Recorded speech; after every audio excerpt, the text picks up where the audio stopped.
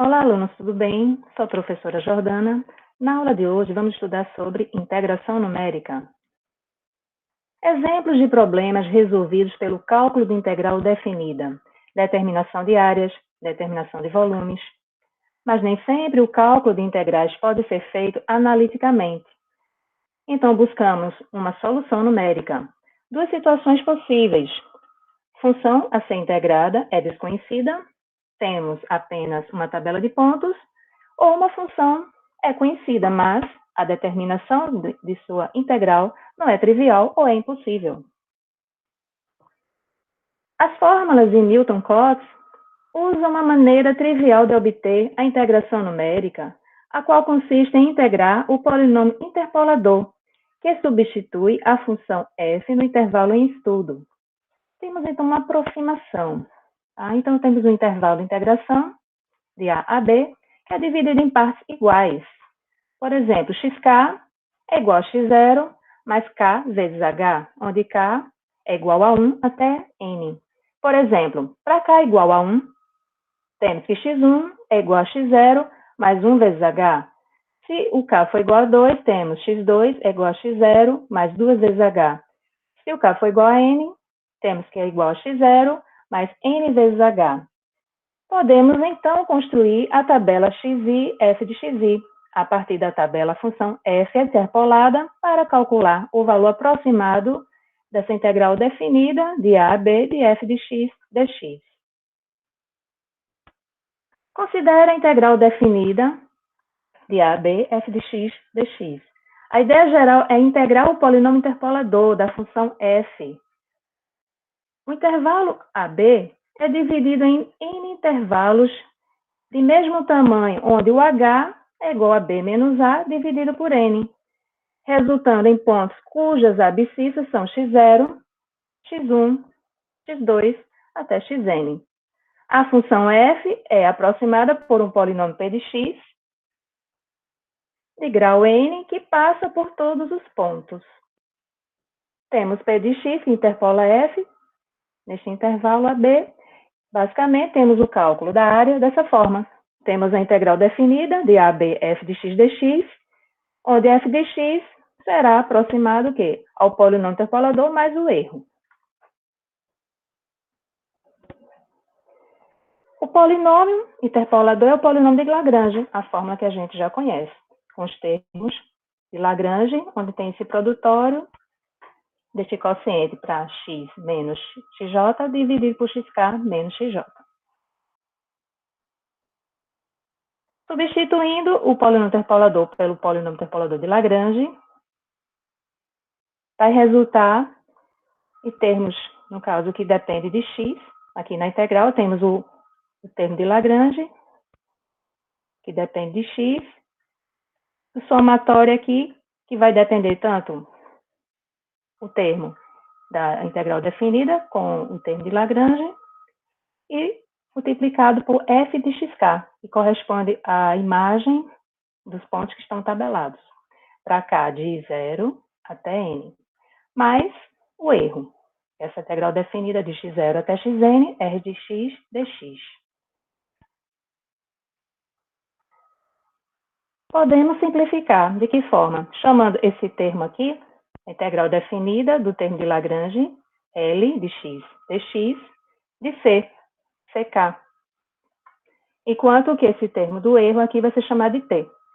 Então, temos o método de Newton-Cotes generalizado, ou seja, a integral definida que a gente deseja saber, definida de x0 até xn, f de x dx, será igual a esse somatório de k igual a 0 até n, o termo ck, que representa esse termo aqui, a integral definida, multiplicado por f de xk, mais o t, que representa o erro.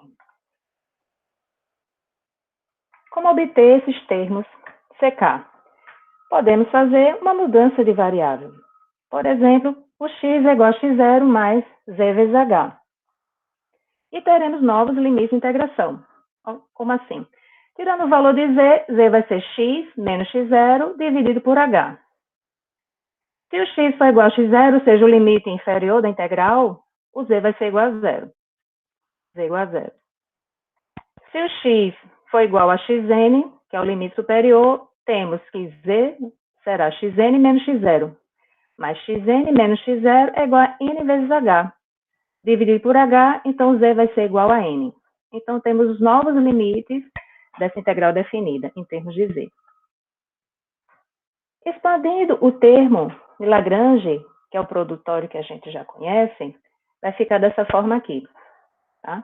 Produto entre esses quocientes, onde temos o primeiro termo x menos x0 dividido por xk menos x0, multiplicado por x menos x1 dividido por xk menos x1, e assim por diante. Menos o termo x menos k, xk. Porque aqui, no caso, a gente está respeitando que o j tem que ser diferente de k. Tá bom? E quem vai ser esse primeiro termo aqui? Que a gente precisa realizar a mudança de variável em termos de z. X menos x0 dividido por xk menos x0. Tá aqui. Quem é x menos x0? X menos x0 é igual a z vezes h. Z vezes h. E quem é xk menos x0? Xk menos x0 é igual a k vezes h. Então, resultado vai ficar z vezes h, cortando com esse h aqui vai ficar z dividido por k. É o primeiro termo. E o restante dos termos aqui, que é equivalente a x menos xi dividido por xk menos xi, vamos substituir, então, quem é esse xi? X menos xi.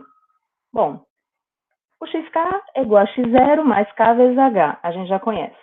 Substituindo k por i, xi é igual a x0 mais i vezes h. Tirando o valor de xi, vamos substituir. Vai ficar x menos x0 menos i vezes h. Quem é xk menos xi? Subtraindo esses dois termos aqui, teremos o valor de xk menos xi, que é igual a k menos i vezes h. Substituindo, temos o termo aqui. Temos o x menos x0, vou separar aqui em dois termos, dividido por k menos i vezes h, e o outro termo, i vezes h, dividido por k menos i. Vamos cortar esses h's aqui. O x menos x0 já temos, é igual a z vezes h, e vai cortar com este h de baixo, vai restar z dividido por k menos i, menos, cortando esse h com este, i dividido por k menos i. Somando essas duas expressões aqui, ou seja, os dois termos, vai ficar z menos i dividido por k menos i. Então, o termo que tem os valores de x vai ser substituído após a mudança de variável por z menos i dividido por k menos i.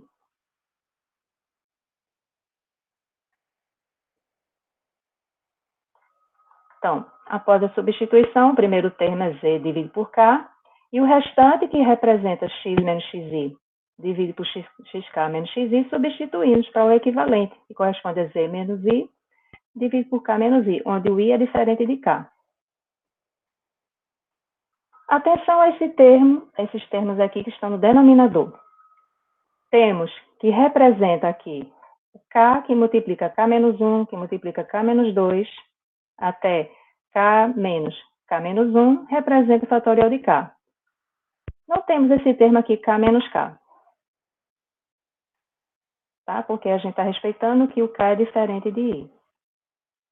Ok. O restante dos termos aqui é um fatorial de k menos n, mas multiplicando por menos 1, vamos ter o fatorial de n menos k. O menos 1 é elevado ao expoente k menos n. Então, a multiplicação por menos 1 foi para todos os termos. Então, menos 1 é elevado ao expoente k menos n.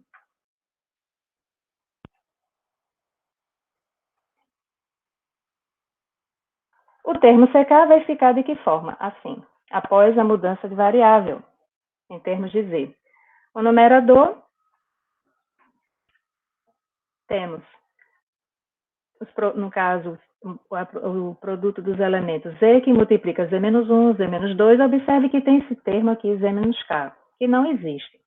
Ok? Se não existe, vamos dividir aqui pelo termo no denominador, de forma que ele corta esse elemento aqui. Tá?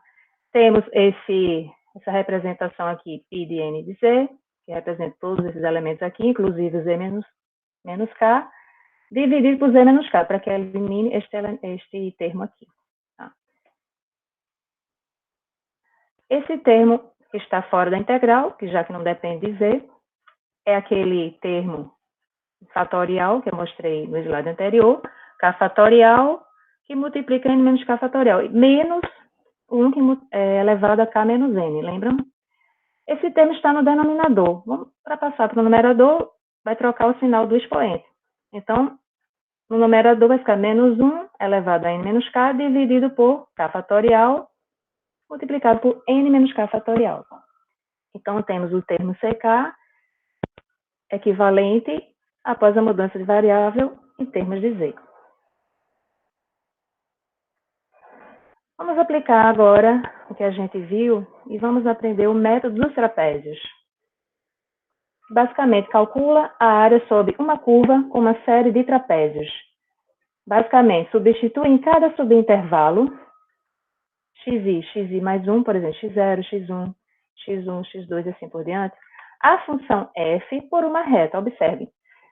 O primeiro subintervalo, x0, x1, temos que a função f foi substituída por uma reta. Assim como o subintervalo x1, x2, novamente, a função f foi substituída por uma reta também.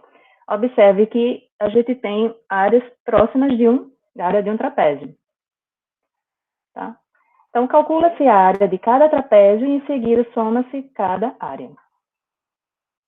Esse é o método dos trapézios. A soma de cada subintervalo, a gente vai ter a integral definida de x0 até xn, de f de x dx. Basicamente, você vai ter a soma de cada subintervalo, de x0 a x1, f de x dx, mais o outro subintervalo, x1 a x2, de f de x dx, e assim por diante. Até o último subintervalo, de xn menos 1 até xn, de f de x dx. Usando o método de Newton-Cotes, a gente parou aqui no termo padrão aqui, aplicando o método de Newton-Cotes. Usando esse método, no intervalo, no primeiro subintervalo de x0 a x1, temos que a integral definida de x0 a x1 de f de x dx vai ser aproximadamente aqui, no caso, aplicando o método de Newton-Cotes, aqui na forma geral, tá? De k igual a 0 até 1, n vai ser 1. O ck para n igual a 1, f de xk, mais o erro. Vamos ter dois elementos aqui, c0 e c1. c0 para n igual a 1, multiplicado por f de x0, mais o c1 para n igual a 1, multiplicado por f de x1, mais o erro. O termo CK, a gente já viu, é a integral definida dos termos aqui de Lagrange. Quem será o C0 para n igual a 1? Integral definida de x0 a x1, o primeiro termo de Lagrange, L0 de x dx. Para o produtório aqui vai restar para a gente o quê? X menos x1, dividido por x0 menos x1. Resolvendo essa integral definida, o resultado vai ser h dividido por 2. Assim como o outro elemento aqui, C1, integral definida de x0 a x1, o termo de Lagrange L1 de x dx. O que resta para a gente aqui no produtório vai ser o x menos x0 dividido por x1 menos x0 dx. Resolvendo essa integral definida, também o resultado será h dividido por 2. Logo, para a integral definida, que a gente já viu anteriormente, é o C0 e o C1 iguais a h dividido por 2, substituindo esses elementos, assim como para encontrar todos os elementos para cada um dos subintervalos, resolvendo a integral definida para os outros subintervalos, a gente vai ter como resultado, tá?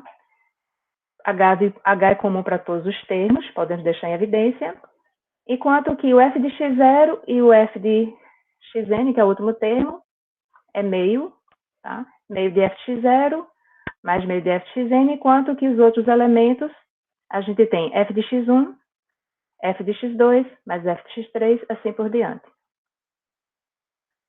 Como fica?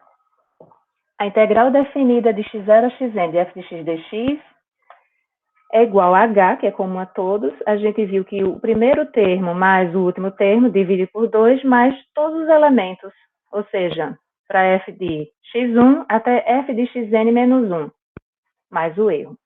Erro no método dos trapézios.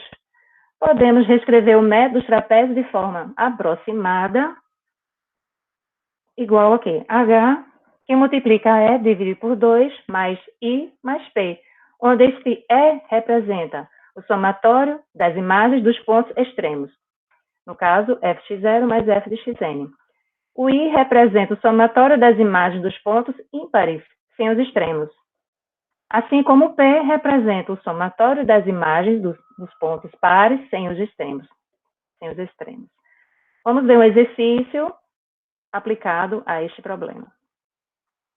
Calcule aproximadamente o valor da integral definida de 0 a 0,6 elevado a x dx, usando o método dos trapézios, considerando 7 pontos dentro do intervalo de 0 a 0,6. Como a função é conhecida, f de x igual a elevado a x, será construído um tabelamento com espaçamento qual? H vai ser o quê? B menos A dividido por N. São 7 pontos. Temos que o primeiro termo é x0 e o último é x6. Total, 7 pontos. Então, B menos A, no caso, 0,6 menos 0 dividido por 6, que é o N. O valor de N é 6. Tá? Total de 7 pontos, de 0 a 0,6. Resultado, H vai ser 0,1. Então, vai ser aqui distante cada ponto de 0,1. Então, o resultado vai ficar 0, 0,1, 0,2 até 0,6. O total de 7 pontos. Aplicando o método dos trapézios, vamos ter que é o H, 0,1, que multiplica este E, que é a soma do f de x0, primeiro valor aqui, mais o último, que vai ser o f de x6, dividido por 2, mais o somatório de todos os outros, ou seja, f de x1 mais f de x2 até f de x5, que representa o I mais P. Resultado, 8,22, 80,379 aproximadamente.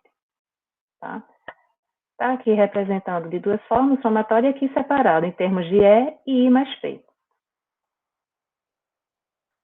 Outro exemplo ou exercício pede para calcular usando a regra dos trapézios, com 7 pontos também. O f de x corresponde a elevado a x vezes o cosseno de x dx, no caso. Calcular essa integral definida aplicando a regra dos trapézios. Quem será o h?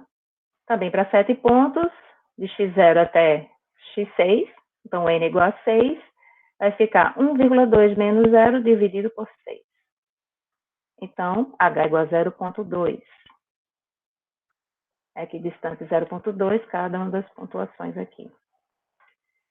Vamos resolver de forma independente. Quem é o elevado a x? F, no caso aqui, para cada x correspondente, o elevado a x, resultado, consta aqui. Cosseno de x para cada um desses elementos aqui, resultado, se encontra aqui. O produto de ambos, vamos ter o f de x, que é o elevado a x vezes o cosseno de x. Resultado, 1,197 e assim por diante. Tá? Então, vamos trabalhar com esse x e o f de x aqui, final. Aplicando o método trapézios também. Tá? Temos que, somando os dois elementos finais, o primeiro, os extremos, f de x0 e f de x6,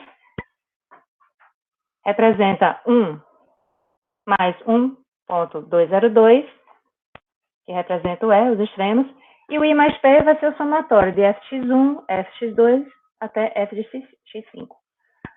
Aplicando o método trapézio, resultado vai ser 1,639, o resultado da integral, aplicando o método dos trapézios. Obrigada pela atenção, alunos. Bons estudos.